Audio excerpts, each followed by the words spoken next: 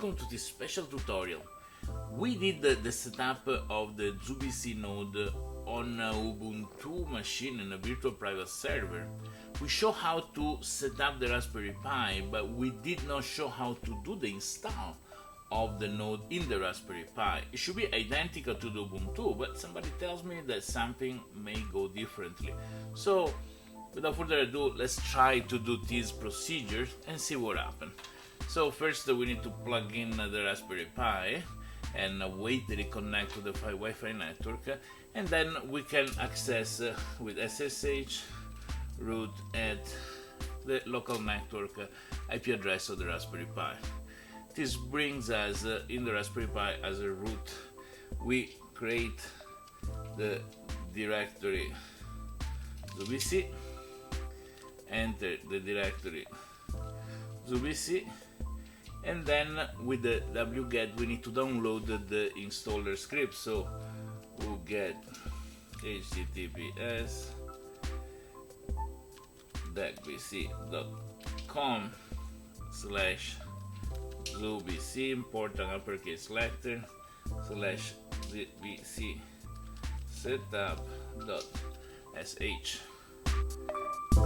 and it works, it connects and it downloads it. chmod plus x, oops, no, I did two errors in one shot, plus x to the file ZooBC setup.shell, and now it's executable. So we do /ZooBC setup.shell mainnet, and we go ahead.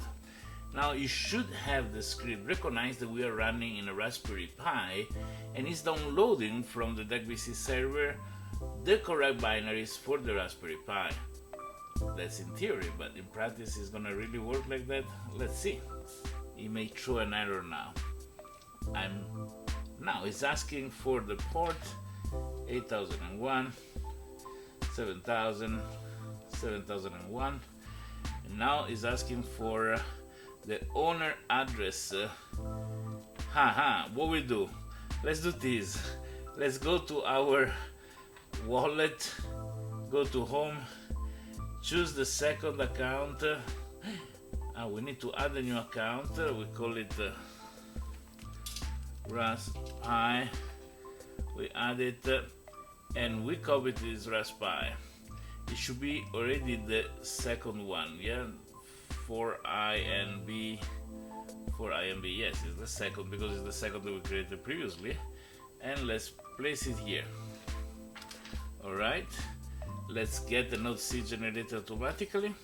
At this point, what we want to make sure that the node software start and run at every reboot of the Raspberry Pi. Easy to do.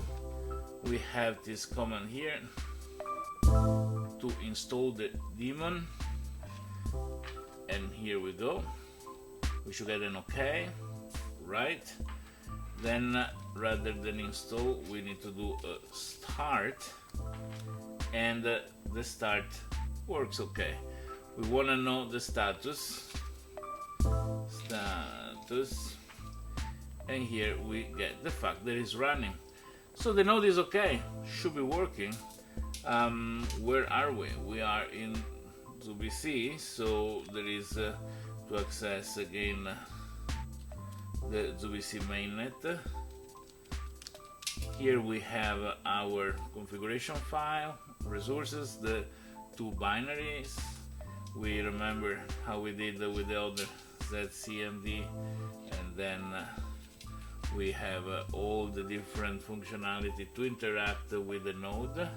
If we enter into the directory resource, we should find that there is already the database that is being created, the node keys, there is the log directory, cd.log, and here we can see there are already some logs recorded. Now the Raspberry Pi is not exposed directly to the internet, it's in a local network, so with a port connection to the outside, I don't know how things go, but Surely things should work okay. If we go back, maybe we want to launch SQLite 3 and is not installed, so we do an apt get install SQLite 3. See if it finds it.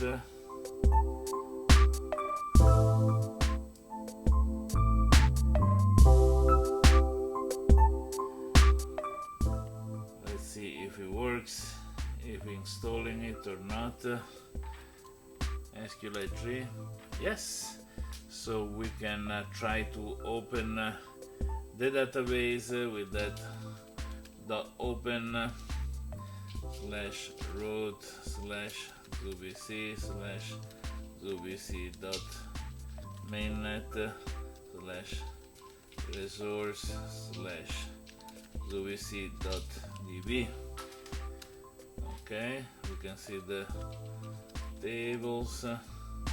Surely the node just being installed, so it's still updating most probably. But here are the tables of the database. We can see dot schema main block to see what fields there are. There is the ID, the previous block hash, the height, so we can do select max. Okay,